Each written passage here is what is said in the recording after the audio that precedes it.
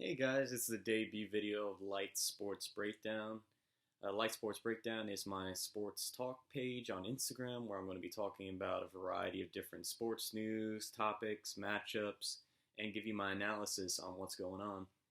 But I wanted to talk about something in regards to the NBA because on May 1st, the NBA planned on opening some training facilities in states that have loosened their grip due to the COVID-19 incident that we are all experiencing right now. The only states that would apply to currently would be Miami, Orlando, and Atlanta, which is the Miami Heat, the Atlanta Hawks, and the Orlando Magic. And I'm going to tell you why I like it and why I don't like it. I like it because it's a good sign that we're moving forward and that there's a great possibility that the playoffs will be played this year. I don't like it because it's giving those three teams an advantage over the other states that their teams can't practice in the facilities.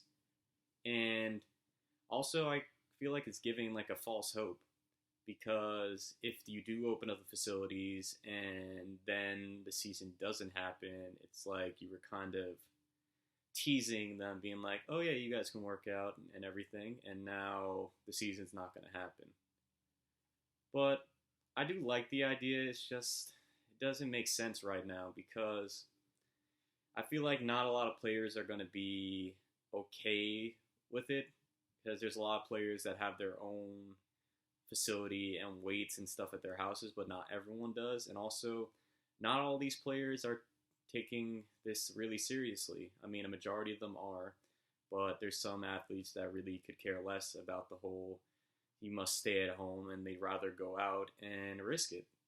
So, with the training facilities being open, and then if the season does start again, it's really hard for me to envision all the players being comfortable playing 5 on 5, regardless if it's in an arena with no fans there, because they may not realize, like the whole Rudy Gobert incident, he wasn't taking it seriously, so you can't really rely on every single player to take it seriously.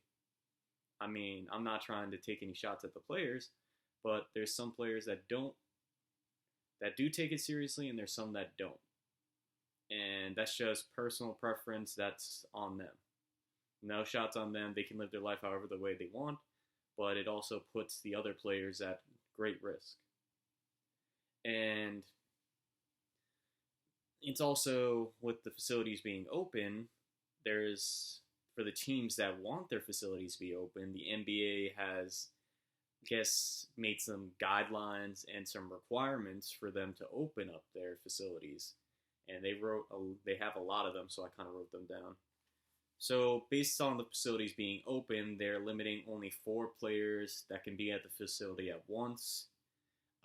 They work out voluntarily. It's not mandatory, so you don't necessarily have to go to the facility to work out. One staff member must be present. It can't be a head coach, assistant coach, or a front office executive. So it has to be someone that is present during the workouts, but obviously within a distance, like a good distance away. Instead of the 6 feet away, they're making it 12 feet, so you can't be within 12 feet from another person at the facility. They're doing the only one player per basket rule. The workouts are going to be staggered, so basically they're not going to be all at once, so you're not going to be standing next to someone the majority of the time. And there's more rules, but it's a lot. So there's like you can't be in the hot tubs, you can't be in the saunas, you can't be in the hyper chambers, you can't basically your temperature has to be taken every now and then just to make sure that no symptoms arise, and you have to give the name of the person that's in charge of it to the NBA, so then they have to be notified of that. And it's just all this stuff that's going to be very difficult for the cities that aren't as haven't loosened their grip on the restrictions due to COVID-19. That's going to make it very difficult for them to open up. And I don't necessarily agree with the states that have loosened their grip because it honestly only takes one person to start an outbreak. But like I said, it means that we're going in the right direction, that there's a strong possibility that the season may continue, but there's also a strong possibility that it won't continue. I would love to see an NBA champion, but honestly, it's kind of hard because it's like we love sports and everything, but I mean, is the risk really worth it just for sports to come back? I mean, I would love for the guys to finish their season and to see who wins, but if their lives are at risk, then I can be without that. And it kind of would stink to have the season gone, but I mean, you gotta give and take. You can't just be like, I want this, I want this, I want this. And honestly, it's just gonna be a wait and see. I mean, it's the first step.